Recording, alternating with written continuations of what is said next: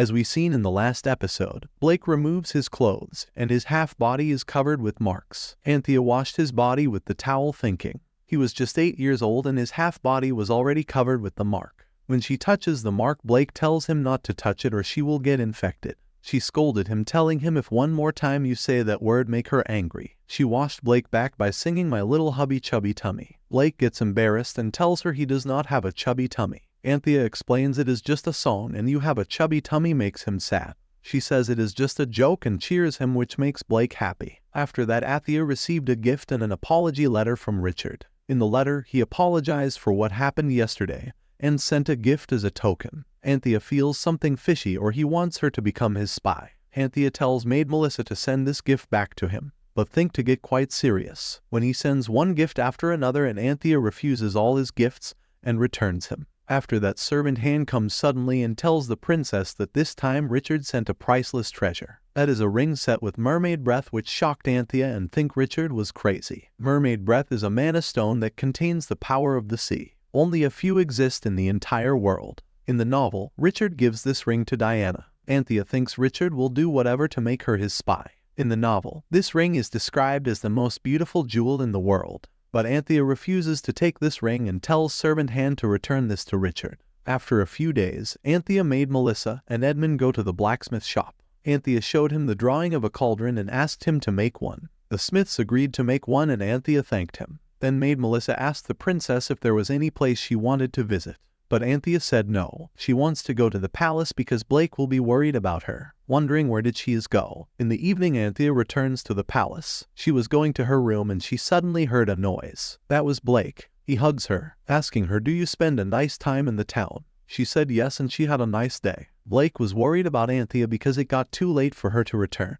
Anthea was glad she returned to the palace and removed the Blake face mask, telling him in this way you will feel more comfortable. Blake asked her why she always wanted to take off his clothes and mask. After hearing this, she gets broken. She said it made her happy when she saw his husband's face without a mask. He was very happy after hearing this. Blake was a little afraid, thinking that she ran away from him. And when she returned to the palace made him happy. Anthea tells him she will not go anywhere, but if any chance he falls in love with another one, she will not come in their way. Blake was upset with this and told her their marriage was already arranged by his father. Anthea says maybe after some time, when you grow up you may fall for someone else. Blake says to her that she is the only one he loves. Anthea says maybe you love him now, but in the future, when you are free from your curse, you will become the most handsome man on this continent, and the most beautiful woman fall in love with you. But Blake says to her you are his only wife and he is her only husband. Blake hugged her, saying that he knew he was very selfish, and told her to stay by his side until his death. After listening to this, her eyes were full of tears. She started crying, saying that she would never say those words again.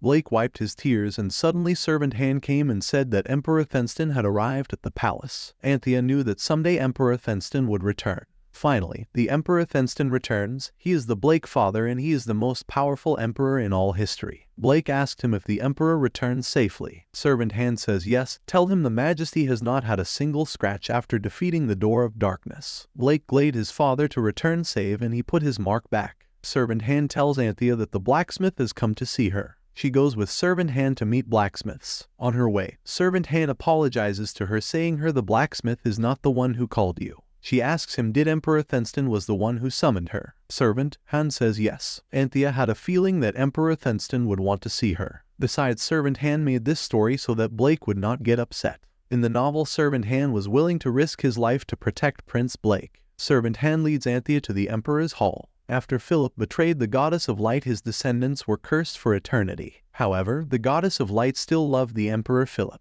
which is why her curse affected only one person from each generation. But the imperial court wanted to protect its honor and spread the fake rumors where the curse was contagious, that why the cursed successor was banished to the southern island until his death. When the mark appears on the Blake, he should have been stripped of his title and sent to exile immediately. However, Emperor Thenston sent him to annex the palace. The prince was doomed to his early death. He didn't even dethrone Blake. He also does not show any affection to his child. But it was just an act of Emperor Thenston. He did such an act to protect his son. Emperor Thenston loves his son and Blake also has affection towards his father. Anthea reached his destination. She confidently entered the place where the emperor was sitting on his throne. When she looks at Emperor Thenston's beautiful face, she blushed, thinking why he was not the main character in his novel. Emperor Thenston greeted her and asked her the reason why she sent Lord Chamberlain Brown to the dungeon. Anthea says that Lord Chamberlain Brown was embezzling the palace fund, which is why she punished him. But the Brown father loudly says his son has been loyal and dutiful to the empire. Anthea gives the document and evidence to the Emperor Thenston. When he read the document, he says to the Brown father, "It is true that your son stealing from my coffer." Brown father says it will be a conspiracy against his son. Anthea tells him that his son ordered the chief to serve the leftover food and he enjoyed eating streaks to himself. After listening to this, Marquis Hamel shouts at Princess Anthea. Emperor Thenston coldly said, "Do you want to wish dead? Be careful about how you speak. She is my daughter-in-law." Marquis Hamel says she is the one who started insulting my family. The Emperor Thenston places a sword around his neck, which makes him shiver. Emperor Thenston says, "Are you going to lay hand on the crown prince?" Emperor Thenston going to snap off his head, and Anthea closes his eyes and servant Colin tells her to go. But before going, Anthea gives a blue crystal him and says this is an animated crystal. It recorded Brown Hamel insulting the crown prince and princess. Servant Colin says he will send it to his majesty. After that, Marquis Hamel's hand was severed as punishment for attempting to strike the crown princess, and his son's tongue was cut off for insulting the crown princess and embezzling the imperial treasure. Marquis Hamel and his son were sentenced to 30 years of hard labor, and his family was stripped of its title. Marquis had attempted to strike the crown princess in front of the emperor, and his son treated her with disrespect. A few days later, Anthea was thinking about Emperor Thenston will be free from his official duties, and he did not call his son or her either, which made her frustrated. And she decided to go and meet Emperor Thenston. She calls Maid Melissa to prepare a carriage for her. She wants to go to Fillion Castle, but Maid Melissa says she first makes a formal request before meeting the king. Anthea says if she makes a formal request, Emperor Thenston will deny it. After some time, the carriage was ready. When Anthea entering in the carriage, Blake grabs his clothes and stops her. Blake asks her where she was going, but Anthea says she gonna visit Square Village. Blake tells her you lied to him and she was going to visit his father. Blake says he will protect her and also go with her to visit his father. Anthea agrees to this and they both go to visit Emperor Thenston. Anthea knew Blake's father loved him, but he could not summon him because of Blake's curse, and she knows his father will not send him out if Blake approaches him first. After some time, Anthea and Blake reach the castle. When they go to visit the king, 2 bodyguards stop them. One bodyguard says to them, "You will not enter unless you make a formal request to visit the emperor." But Anthea is angry and says do not dare to lay hands on her. She is a crown princess. After hearing this, the bodyguard gets nervous. Anthea then held Blake's hand and they both entered the emperor's room. Anthea was shocked because Emperor Thenston had just come out from his bath. Emperor Thenston was in a towel and asked them, "What brings you two here?" But Anthea just stared at Emperor Thenston's beautiful face and his 6 abs. After sending her all the time with her whittle bunny wabbit husband, she forgot that she now entered the fictional fantasy world of an adult romance. Out of mind, Anthea says, "Majesty, you have a sexy abs." The girl's tongue cannot be controlled. She says this by mistakenly. After seeing His Majesty's body, she forgets she come to win the trust of His Majesty. She apologized to His Majesty. She had never seen a man before. This moment breaks Blake's heart, and here she just got double doomed. Emperor Thenston, wearing his dress, says to Anthea it is not a good time for a conversation. Anthea is looking at him while he dresses up. She thinks maybe she will end up like Lord Chamberlain. Emperor Thenston then looked at his son who was looking at him, but he did not speak to him. Emperor Thenston said he would soon summon her. Anthea greets him and says she will return to their quarter. But Blake seems to be disappointed because his father never says a single word to him. After that, Anthea sees Blake is not happy because he sees his father after a long time. But his father does not acknowledge him. Anthea says, "You get tired, go and take some rest." Blake asked Lord Edmund, "Can we talk for a moment?" and he agreed with this. Then in a room, Blake tells Lord Edmund to remove this shirt. At first, Lord Edmund was shocked and removed his shirt. Blake was so surprised after looking at Lord Edmund's body. He asked him what he would do to make his body like him. Lord Edmund agreed to help him. Blake was angry because Anthea did not think of him as a man. When Blake shows his stomach, Lord Edmund says it is not a chubby tummy. This makes him happy. But Lord Edmund also says it looks like a baby fat, and here he gets sadly. After some time, Anthea washed Blake's head, but it seemed like Blake was upset and tried to hide his stomach. Anthea told him the cauldron she ordered would arrive tomorrow, but Blake was not happy with this. Blake tells her for now he gonna train himself and that he will not eat until he looks like a man.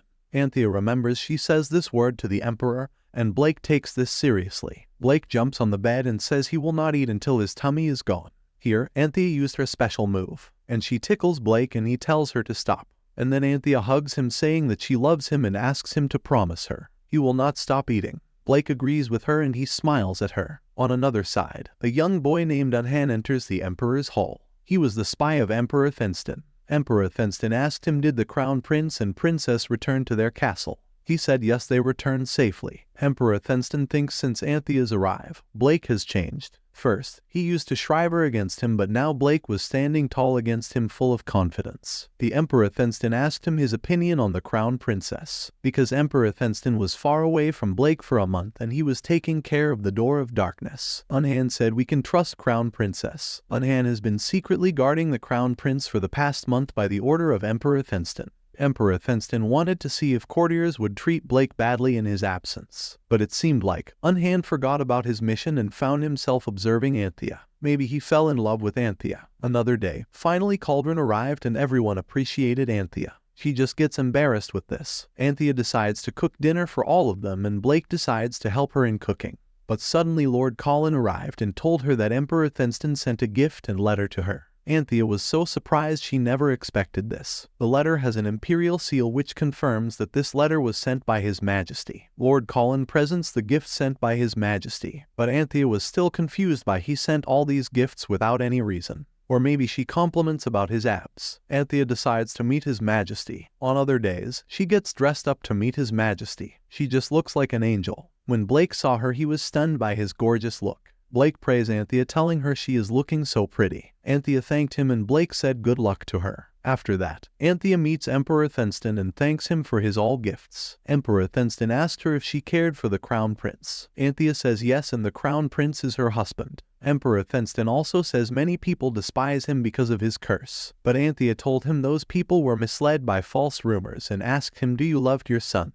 Emperor Thenston asked her why she was so certain about his love for his child. She says if you hate your son you wouldn't be sending a gift to his wife. But Emperor Thenston tells her the gifts are the compensation for handling the Marquis Hamel incident. Emperor Thenston says let's enjoy some tea. Anthea was surprised by the look at the dessert and when she tasted it was so delicious. Anthea also says Prince Blake also likes dessert. Emperor Thenston says he will send some dessert to the crown prince, which makes Anthea happy and she thanks him. Emperor Thenston told her that he heard you have a deep knowledge of Oriental culture. Anthea knows she cannot fool Emperor Thenston easily and she comes near to Emperor Thenston and says she is gifted in language and she can understand different languages from all over the world. Emperor Thenston says so you have knowledge of Oriental culture and she says yes father. The Emperor Thenston asked her why she called him father. Anthea says because she married his son, that is why you became his father-in-law, in short father. Emperor Thenston agreed with her and said if is there any problem you can meet him.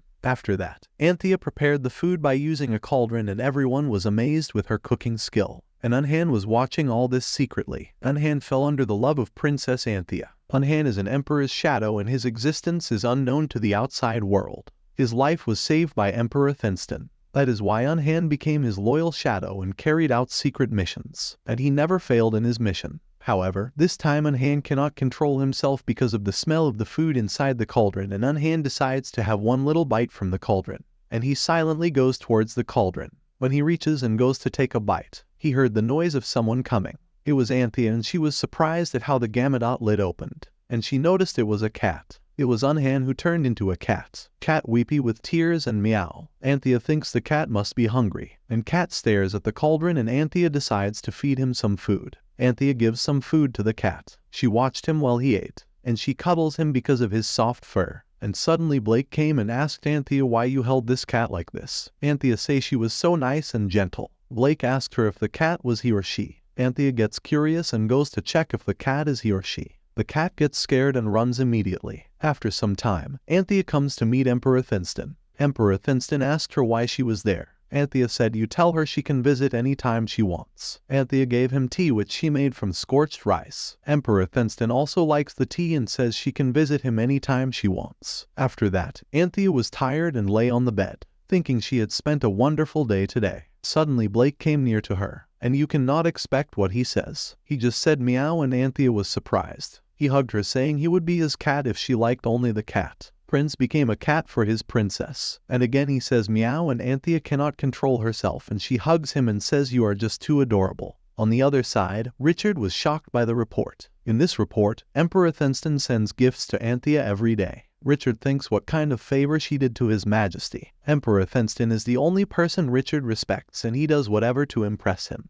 But he was unable to win his heart. On the other side, Anthea wins the hearts of Blake and Emperor Thenston, which makes him regret his decision to not accept Anthea's proposal back then, which makes Richard more curious about Anthea. He wants to make her own. And here our video ends. Let's see what will Richard do to make Anthea fall for him in the next video. To watch the next video, select the video on the left side. Don't forget to like and subscribe to our channel. Thank you for watching.